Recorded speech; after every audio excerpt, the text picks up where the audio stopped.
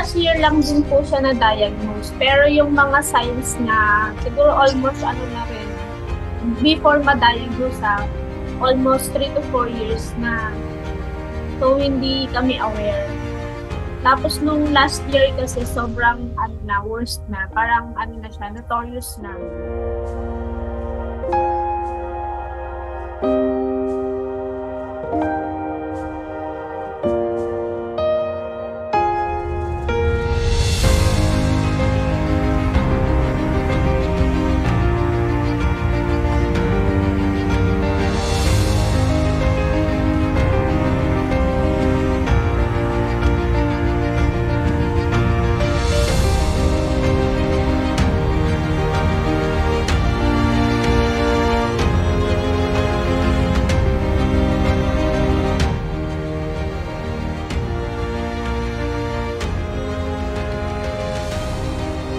Lalayas na siya, tapos yung parang araw-araw iyak siya ng iyak, tapos may mga hallucination siya, may mga nakikita siya na hindi naman nakikita, ganyan.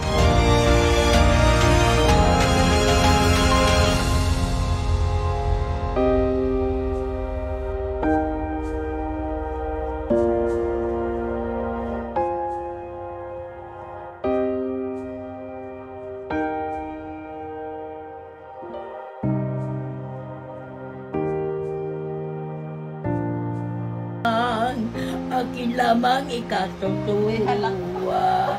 Masaya. Oo, okay naman siya. Actually, ano na siya, mas kalmado na, mas much better na siya.